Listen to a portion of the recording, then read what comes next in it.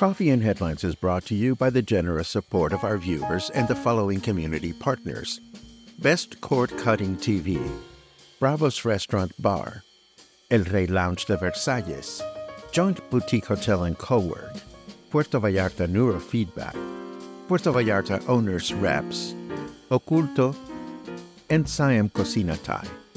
Thank you for your support, and thank you for supporting our community partners.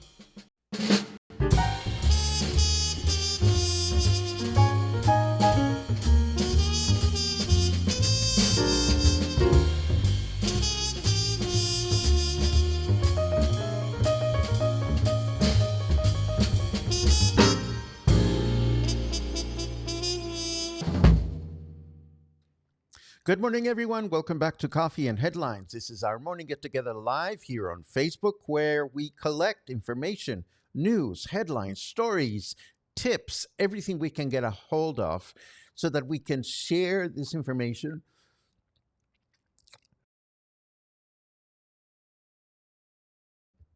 Oh, that one caught me off guard. I got so excited. Anyhow, we bring helpful information to the table for this community of English-speaking locals living here in Puerto Vallarta and our friends that watch us from elsewhere so that we can better connect with the city, with Mexico, with our culture, with everything that goes on here. And today, it's a very special day because we're going to make a very important announcement. I have been holding on to these news for a couple of weeks at least, maybe no longer than that. So we're going to have a great announcement later on in the broadcast. And of course, we're keeping our fingers crossed because Telmex is acting up this morning again.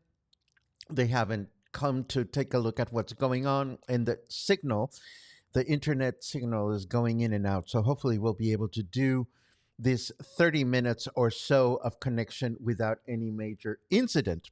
As always, I encourage, oh my God, Eric, I am so happy that you're here this morning because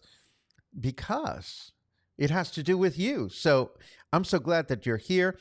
I'm itching to just get into details. So let's just get started. As always, capital letter Q if you have any questions, and I hope you'll have questions in the second half of the broadcast, and capital letter N if you have any comments that you wish to share. No, if you are new and watching live for the first time, that's what I'm trying to say. Today, we're going to start by learning a new word in Spanish because you're going to be seeing this word quite a bit.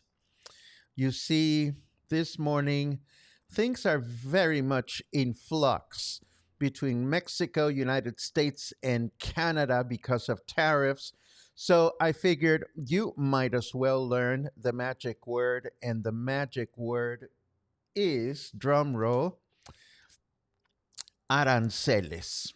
Yes, that is the Spanish word for tariffs. We're not ready to get into details. Let's just say that there are a number of telephone calls going on between the government of Mexico and Canada and the United States, and we will try to keep track of all these developments and share them from the point of view of Mexico and how all these changes, global changes, are going to affect our economy. In the meantime, in reaction to the new tariff policies of the United States, which directly affect them, avocado producers in Jalisco plan to open new export markets in Asia and South America to face a possible drop in sales to the northern country. This Mexican product, as you know, already reaches countries such as Chile, Brazil, China, and South Korea. And although Michoacán is the state that produces and exports the most, avocado growers in the state of Jalisco, in our state, are already thinking about new markets to increase their exports.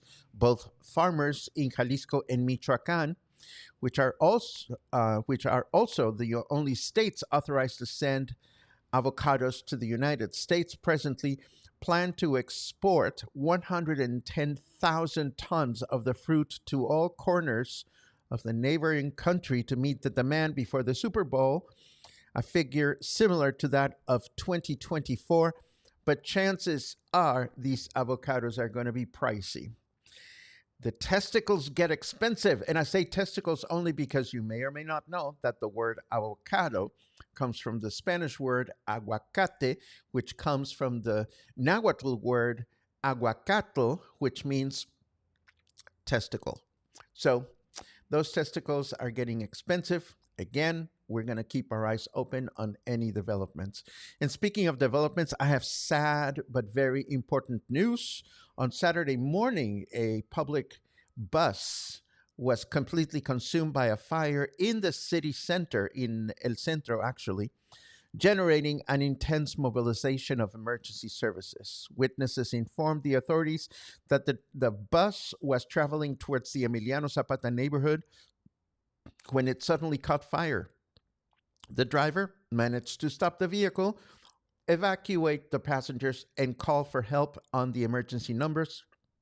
So far, the exact causes of the accident are unknown, although the first version points to a possible short circuit in the unit. Fortunately, no injuries were reported, although the bus was completely burned. And here is why this is an important news item, because apparently the bus did not have a fire extinguisher on board, which is thought provoking. And I certainly hope that, we don't want to see buses catching fire everywhere we go, but hopefully this incident will catch, no, what am I trying to say?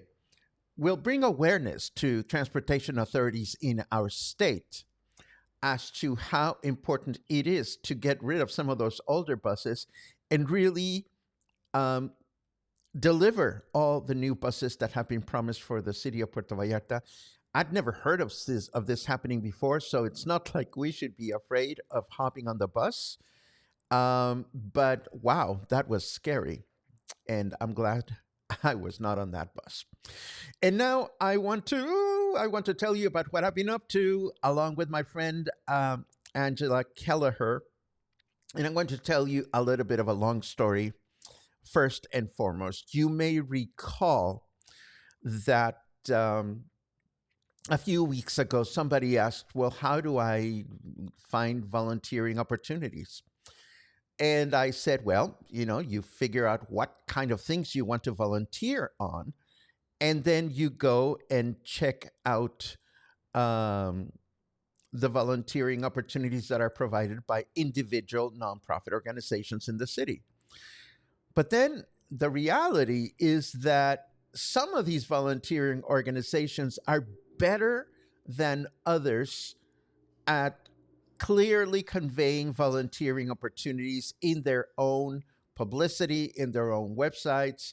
So I figured there is an opportunity here to create connections. So I reached out to my friend Angela Kelleher, who not only oversees the Cuale Spay and Neuter Clinic, but she also keeps a volunteering opportunity group on Facebook.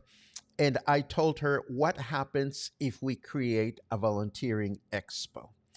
And fast forward to the announcement, Angela and I have put together what we're calling Hands On Vallarta, a volunteering fair for English speaking locals and their Spanish speaking friends. This event, which is free both for organizations and also for attendees, is going to take place on Saturday, March 22nd from 12 to 3 p.m. at the Joint Boutique Hotel and Co-work. The Joint has graciously volunteered the space and the furniture, the tables necessary for the event to take place. And we are presently looking for 12 great organizations to apply to be able to connect with all the English speaking locals eager to participate. So, how does this work? Well, as you can see, there's a sign here that says organizations apply here, and there's a QR code. And that QR code points to a lovely organization page that we've created, an information page for organizations. And I'm going to show that to you. This announcement at this point is, of course, more geared towards organizations, but as potential attendees, you can certainly save the date. This is going to take place on March 22nd. And here is the website with all the information that we have put together for organizations. And I'm going to walk through it by scrolling, showcase your mission at Hands On Vallarta. Here is our logo. Um, and here is a call for action. Be part of Puerto Vallarta's only volunteer fair and connect with passionate community members ready to make a difference for free. Again, this is free for organizations and for the public to attend. Um, Here are all the details. This unique event offers your organization a chance to engage directly with potential volunteers and share your mission. All the event details are located here. The date, the location, and the audience is, which of course is going to be English-speaking locals, visitors, and bilingual friends eager to support impactful causes. Here's a quick view of the event area at the joint where the event is going to take place. And of course, the event is proudly sponsored by the Joint Boutique Hotel and Co-work. Then we answer, why participate? Why would an organization want to exhibit at this free event? Well, you're going to get increased visibility by sharing your mission with a wide audience of locals and visitors. You're going to have the opportunity to recruit directly. You're going to build community connections with the people that attend and perhaps other organizations. It is free. And if you get hungry during the event, Café Rio, right at the joint, will be open, offering food and beverages in case you want to grab a bite. There are requirements for the organizations. We are looking for organizations that have a strong reputation in the community. And point number 2 is probably the most important qualifying factor for Angela and I. Organizations have to have well-defined volunteering opportunities already available online on the organization's own website or on a Facebook page.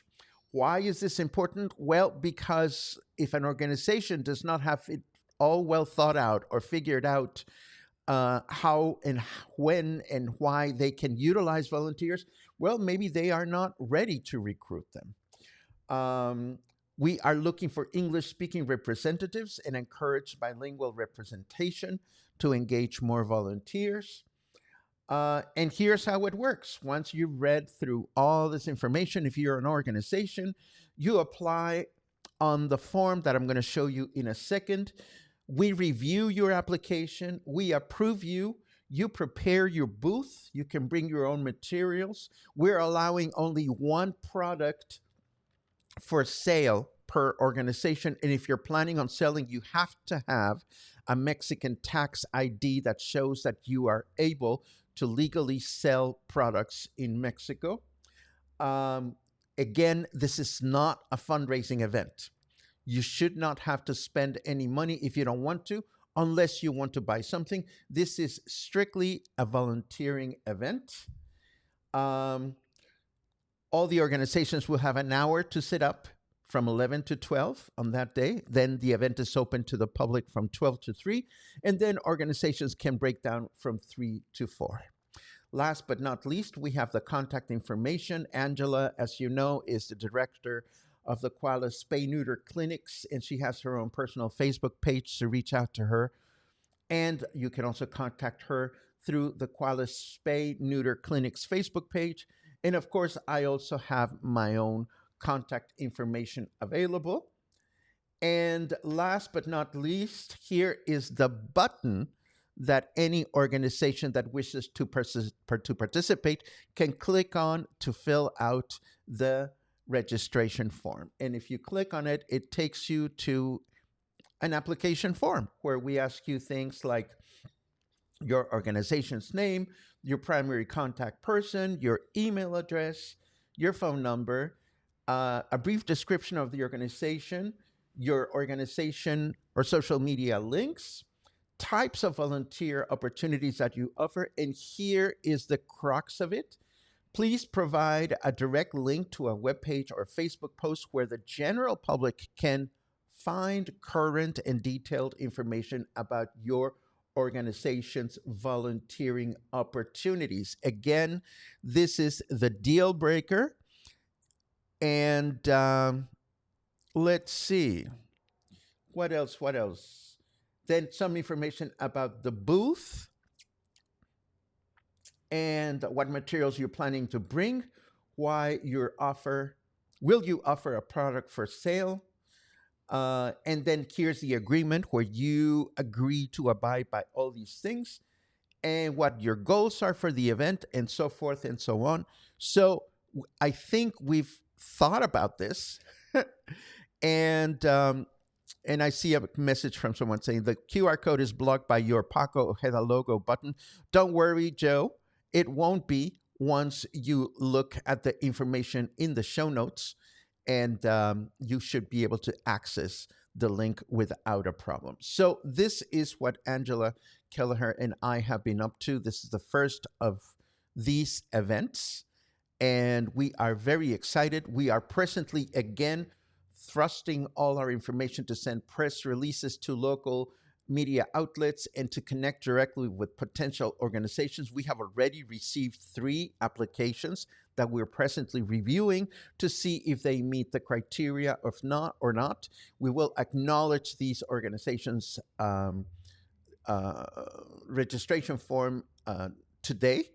And if there are some improvements that can be made to better create a connection, we'll be so happy to share that information. And I think that is about as much as I can tell you about uh, the event at this point.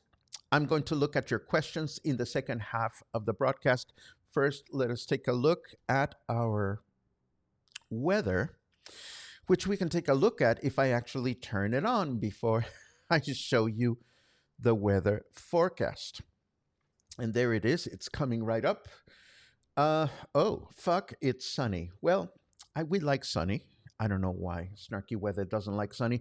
It is 24 degrees out there right now. Humidity is at 62%. And our weather forecast for today says clear skies throughout the day with a high of 27 and a low of 14. Tomorrow, Tuesday, we can expect clear skies throughout the day with a high of 28 and a low of 14.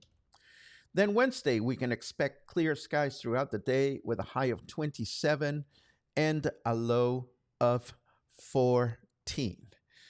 And what else do we have for today? Just a quick reminder that we are going to have the spotlight on Wednesday, of course, and I'm looking forward to that. And we are going to have Bring a Tissue on Thursday, and that will be my exploration into truly, truly sad classical music and also music used in film scores to amplify the dramatic and the sad plot of great films out there. I hope you'll be able to join us for either one of these adventures. And let us take a look at your comments and questions for this morning.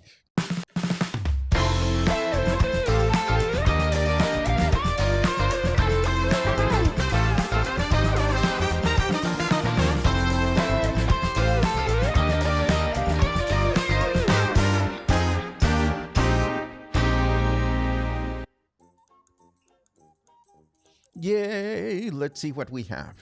Boom, boom, boom. Good morning, good morning, good morning, good morning to everyone that wishes us good morning. It is a pleasure to read you. Eric, once again, you are a great community partner for Coffee and Headlines, and you are always concerned about the community beyond what the Joint Boutique Hotel and Co-work offers. We are so grateful for everything your staff is doing. For this new event to take place. I'm very, very excited. Let's see what else we have. Ba-dum-ba-bum, ba-dum-bum-bum. Lots of good mornings. Lots of good mornings. Boom, boom, boom. Love Mexico. Can't wait to return home where I belong. Oh, that is a nice thought. Thank you very much. I've listened to the president of Mexico this morning. Have both presidents have put a pause on tariff for 30 days to see how the new measure with increased National Guard at the north borders. Again, as I mentioned, thank you for that update, Michael. I do know that Presidenta Sheinbaum spoke with authorities in the U.S. this morning. The situation is fluid, and we'll keep track of this information as it relates to our well-being here in Puerto Vallarta and the well-being of our country, Mexico. Let's see. Let's see. Here's a question. Shouldn't all the buses have onboard safety measures in place? Of course, Laura. And that's the point that I was trying to make. You know, it is unfortunate that it takes such a tragedy to raise awareness of what seems to be a very basic situation. But it happened, and hopefully the people that run the bus company and the authorities that run transportation in our state will react accordingly. Let's see.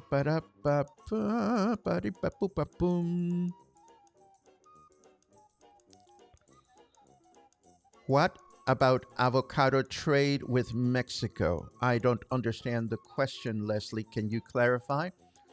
And I'll be happy to tell you what I know.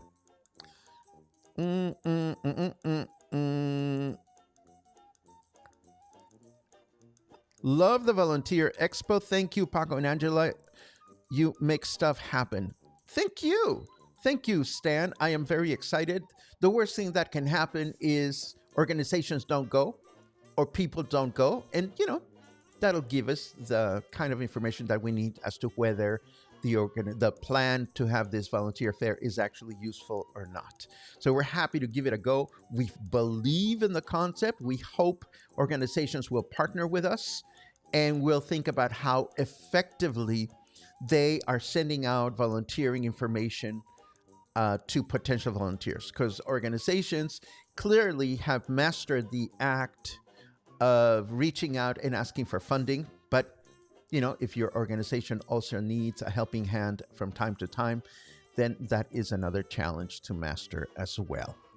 And one thing that I will say that I enjoy very much about and I get rid of the music to make a point. One of the great things that I enjoy about partnering with Angela on this idea, and that was my sales pitch to her, is the following. Angela champions advocating for volunteer organizations. Here at Coffee and Headlines, we champion or try to champion creating helpful connections and reputable connections and credible connections. So, not exclusively, but Angela is on the side of the organizations. I am on the side of the general public, and we are learning a lot from one another as to what is the point, the opposing point of view. So I am just loving the opportunity to collaborate with her. Let's see what else. Just wondering what organization would say they are not considered reputable. Well, yeah, some people may say that or may not. All we're looking for here, Albert, is for an organization, for any organization, to take a hard look at the mirror and say, are we doing a good enough job in 2025 in achieving our goals through social media, through our website, through whatever methods we use to connect with the general public? That's not for me to say, although we are getting some interesting answers. And I will say that of the 3 organizations that we received materials from, when they included a URL to point to where they keep their volunteering information available for the general public, let's just say that there is a range of ability there. And that's the kind of awareness that we're trying to bring to the whole situation.